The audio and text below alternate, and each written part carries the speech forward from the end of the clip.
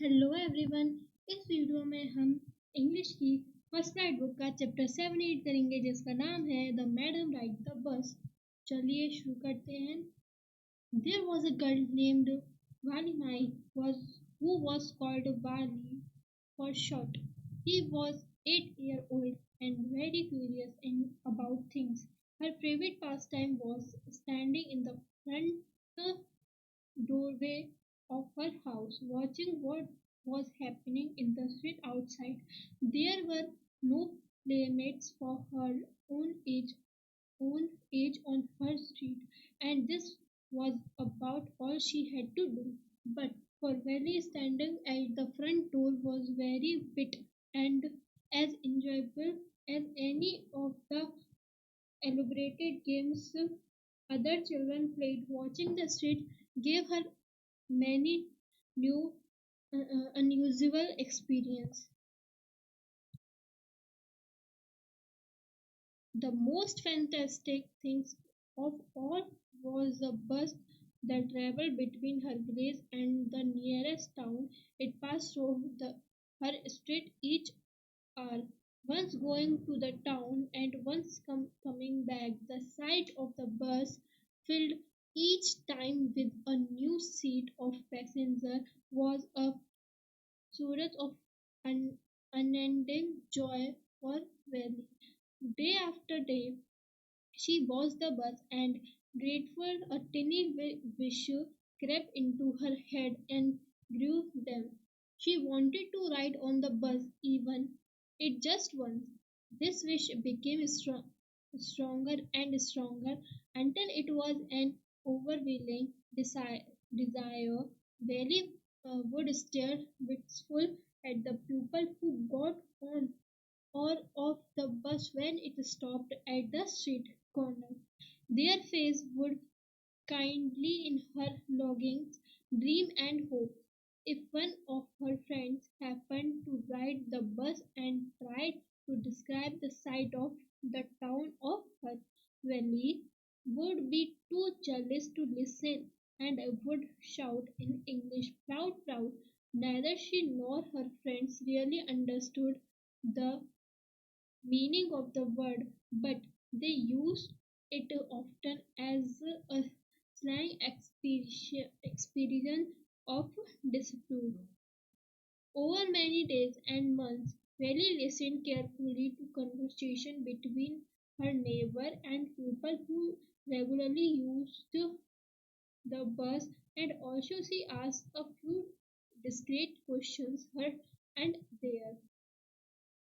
This way she picked up various small details about the bus journey. That the town was 6 miles of her village.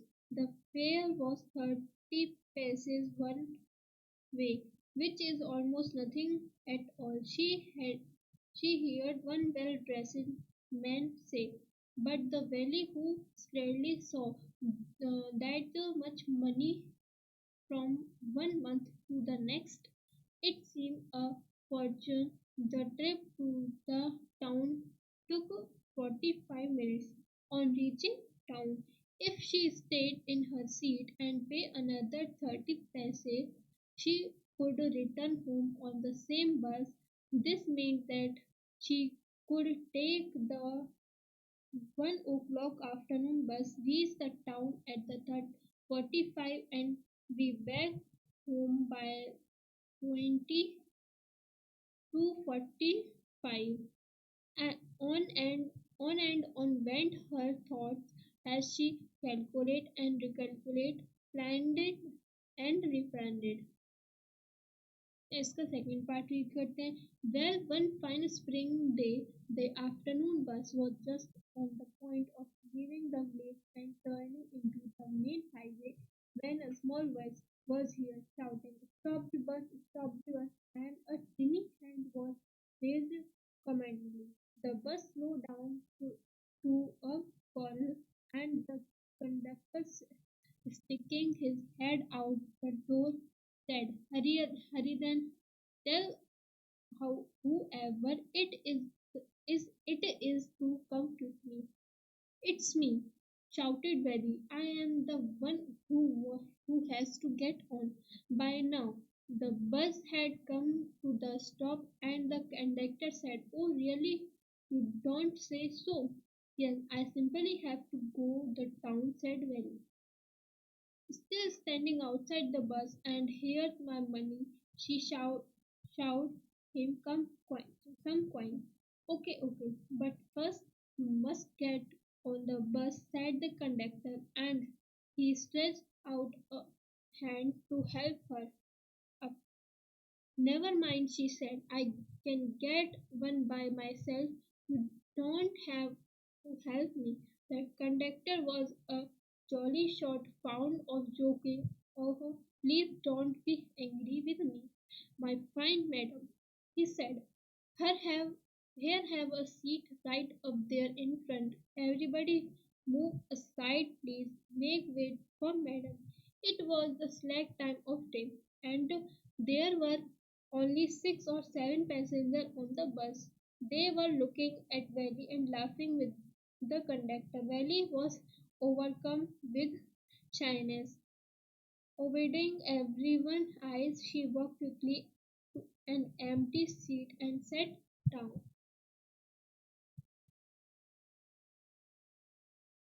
"May we start it now, madam?" the conductor asked, smiling. Then he blew with whistleless twice, and the bus moved forward with a roar. It was a new bus, its outside painted gleaming white with some green strips along the side. Inside, the overhead bar shone like silver. Directly in front of Sally, above the windshield, there was a beautiful clock. The seats were soft and luxury. Sally want everything with her eyes, but when she started to look outside, she found her view cut off on canvas blind that covered the lower part of her window. So she stood up on the seat and peered over the blind. The bus was now going along to the bank of canal. That road was very narrow. On one side there was the canal, and beyond it, palm tree, grassland, distant mountain, and the blue sky. On the other side was a deep ditch, and then across of green field. Green, green, green, as far as the eyes could see. Oh, it was all so wonderful. Suddenly he was stirred by a voice. "Listen, child," said the voice.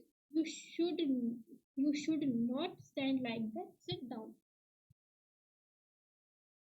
Sitting down, she looked to see who had spoken. It was an elderly man who had honestly been considered concerned for her, but she was annoyed by his attention. There's nobody here whose child," she said loudly. "I have paid my 30 paise like everyone else." The conductor chimed in. "Oh, sir, but this is a very grow up, madam. Do you think Mary girl would Mary girl could pay her own fare and travel to the city all alone?" Mary shot an angry glance at the conductor and said, "I am not a madam, please remember that, and you have not yet given my ticket." "I all remember," the conductor said, making her tone. Everyone laughed, and gratefully Valley to joined in the laughter. The conductor punched a ticket and handed it to her. "Just sit back and make yourself comfortable. Why should you stand when you have paid for a seat?" "Because I wanted to," she answered, standing again. "But if you stand on the seat, you may fall and hurt yourself. When the bus makes a sharp turn and it's a bump, that's why she wants to sit down, child." "I am not child, I tell you," she said immediately. "I am 8 years old." Of course. How stupid for me. 8 years. My The bus stopped. Some new passenger got on, and the conductor got busy for a time. A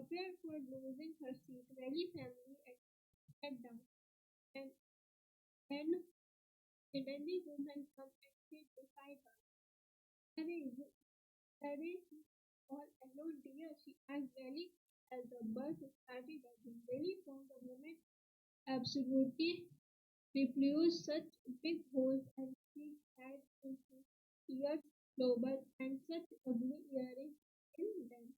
And she could smell the beetle and nut the woman was saying and see the Beetlejuice and that was saying to spill over her lips and at my woman. Oh, oh, you, who could be sociable with such a person? Yes, I am traveling alone, she answered countrily, and I have got a ticket too. Yes, she on her way to town, said the conductor with the 30 paise ticket.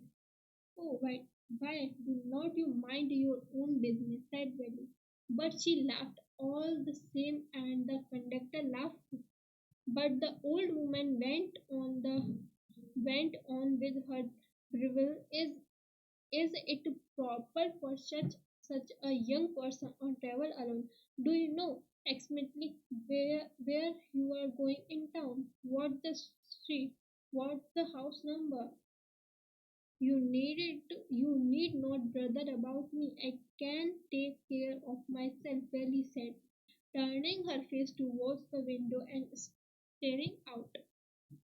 अब इसका हम third part read करते हैं. Her first journey, what careful, painstaking, elaborate plans she had to make for it. She had thriftily saved whatever stray coins come her way, restraining every tempting to buy peppermints, toys, balloons, and the like. And and final she had saved a total for 60 paise. How difficult it had given, particularly that day at the village fair, but she had resolutely stifled a strong desire to ride the merry-go-round, even though sorry, she had the money. After she had enough money saved, her next problem was to slip out of the house without her mother knowledge. But she managed this without too much difficulty. Every day after lunch, her mother would nap for about 1 to 4 or so. Valley always used these hours for her explanation, and she stood looking from the doorway of her house. Or sometime even ventured out into the village today. These some hours could be used for her first excursion outside the village, but rolled on now cutting across a bare landscape, now rushing through a tiny hamlet or past an odd wayside shop, something the bus came on the point of boarding up another vehicle that was coming towards them on a pedestrian crossing the road, but lo somehow it passed on the smoothly, leaving all the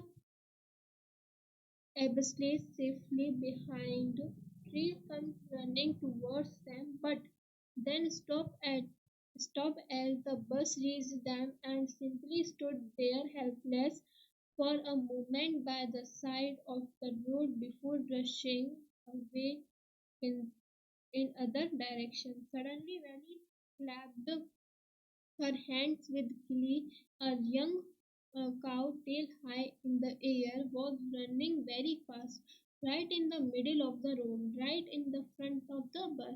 The bus slowed to the crawl, and the driver sounded his horn loudly again and again. But the more he honked, the more frightened an animal became, and the faster it galloped, always right in front of the bus. Somehow, this was very funny to Valley. She laughed and laughed until there were tears in her eyes. Hi lady, have you not you laughed enough for the conductor? Better save some for tomorrow. At the last the car moved off the road and soon the bus came to a railroad crossing. A speck of the train could be seen in the distance, growing bigger as it drew near.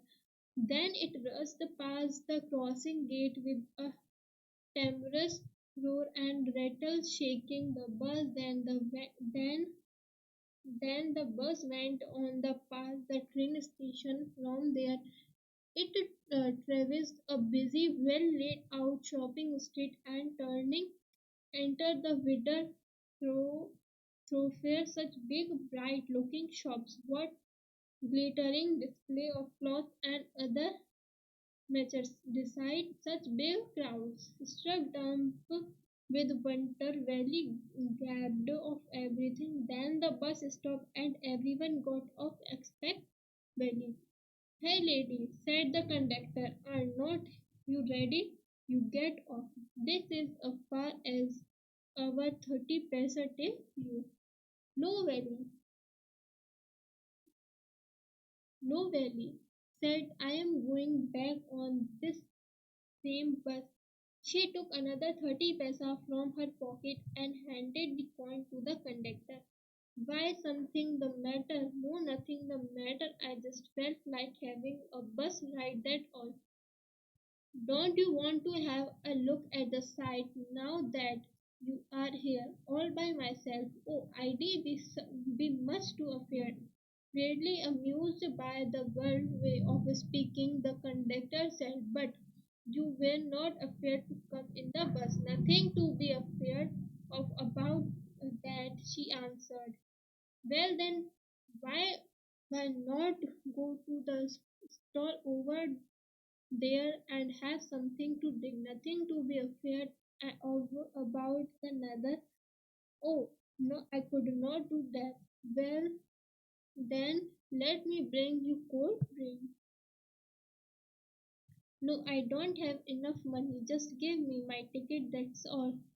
It it will be my treat and not cost you anything. No, no, she said firmly. Please no. The conductor shrugged and they waited until it was time for the bus to begin the return journey. Again, there were not many